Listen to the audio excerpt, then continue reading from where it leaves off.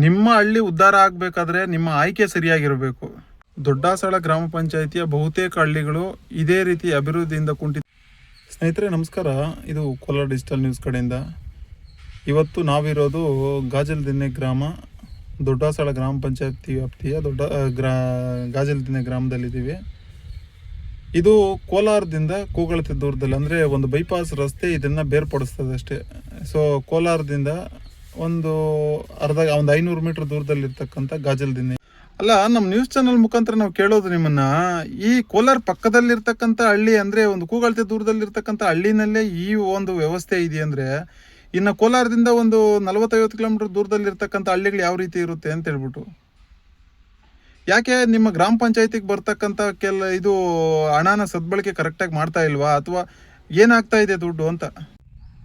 ದೊಡ್ಡಾಸಳ ಗ್ರಾಮ ಪಂಚಾಯತಿ ವ್ಯಾಪ್ತಿಗೆ ಬರ್ತಕ್ಕಂಥ ಈ ಗಾಜಲದಿನ್ನೆ ಬಹುತೇಕ ಭಾಗಗಳನ್ನು ಸುತ್ತಿದ್ವಿ. ಸೊ ಮೇನ್ ರಸ್ತೆಗಳೇನಿದೆಯೋ ಆ ರಸ್ತೆಗಳ ಪಕ್ಕದಲ್ಲಿರ್ತಕ್ಕಂಥ ಚರಂಡಿಗಳು ಬಹುತೇಕ ಹಾಳಾಗಿದೆ. ಸೊ ಚರಂಡಿಗಳಲ್ಲಿ ನಾವು ಹೂಳೆತ್ತೀವಿ ಅಂತ ಹೇಳ್ಬಿಟ್ಟು ಬಹುತೇಕ ಬಿಲ್ಗಳು ಮಾಡಿದ್ದಾರೆ. ಈ ಚರಂಡಿನೇ ಸರಿ ಇಲ್ಲ ಅಂದರೆ ಇನ್ನು ಚರಂಡಿನಲ್ಲಿ ಹೂಳೆತ್ತಿ ಏನು ಪ್ರಯೋಜನ.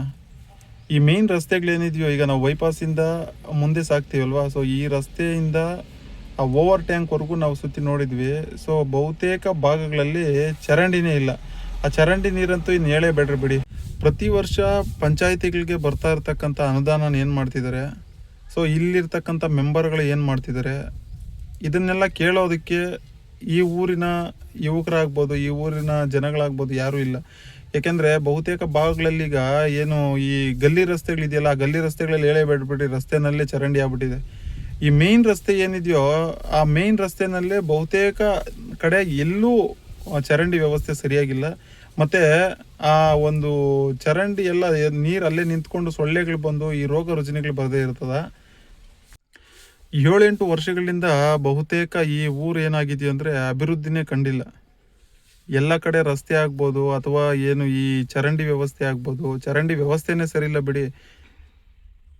ಕೋಲಾರ ನಗರಸಭೆ ಇರೋದು ಈಗ ಮಹಾನಗರ ಪಾಲಿಕೆ ಅಂತ ಮಾಡಲು ಹೊರಟಿದ್ದಿರಲ್ಲ, ಇದು ಕೋಲಾರದಿಂದ ಏನು ಒಂದು 50 ಕಿಲೋಮೀಟರ್ ದೂರದಲ್ಲಿಲ್ಲ, ಕೋಲಾರದಿಂದ 200 ಮೀಟರ್ ದೂರದಲ್ಲಿರ್ತಕ್ಕಂಥ ಒಂದು ಗಾಜಲದಿನ್ನೆಯಲ್ಲಿ ಇವತ್ತಿರ್ತಕ್ಕಂಥ ಒಂದು ಪರಿಸ್ಥಿತಿ.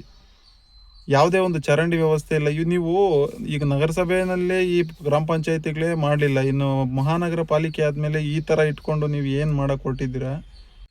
ದೊಡ್ಡಾಸಳ ಗ್ರಾಮ ಪಂಚಾಯಿತಿಯ ಬಹುತೇಕ ಗ್ರಾಮಗಳಲ್ಲಿ ಇದೇ ರೀತಿ ವ್ಯವಸ್ಥೆ ಇದೆ. ಸೊ ದಯವಿಟ್ಟು ಇದಕ್ಕೆ ಸಂಬಂಧಪಟ್ಟ ಅಧಿಕಾರಿಗಳು ಈ ಕೂಡಲೇ ಇದನ್ನು ಎಚ್ಚೆತ್ಕೊಂಡು ಈ ಒಂದು ಮೋರಿನ ಸರಿಮಾಡಿಸೋದಾಗ್ಬೋದು, ಈ ಒಂದು ಚರಂಡಿನ ಸರಿಪಡಿಸೋದಾಗ್ಬೋದು. ನೀವು ಚರಂಡಿನಲ್ಲಿರ್ತಕ್ಕಂಥ ಹೂಳೆತ್ತೋದಕ್ಕೆ ತುಂಬ ಸರಿ ಬಿಲ್ಗಳು ಮಾಡೋದಲ್ಲ, ಈ ಚರಂಡಿ ಸರಿಯಾಗಿದ್ದರೆ ಅಲ್ವಾ ಹೂಳೆತ್ತಕ್ಕಾಗೋದು. ದಯವಿಟ್ಟು ಈ ಸಂಬಂಧಪಟ್ಟ ಅಧಿಕಾರಿಗಳು ಈ ಕೂಡಲೇ ಇದನ್ನು ಎಚ್ಚೆತ್ಕೊಂಡು ಇದನ್ನು ಸರಿಪಡಿಸ್ಬೇಕಾಗಿ ನಮ್ಮ ನ್ಯೂಸ್ ಚಾನಲ್ ಕಡೆಯಿಂದ ಒಂದು ಮನವಿ ಮಾಡ್ತಾಯಿದ್ದೀವಿ.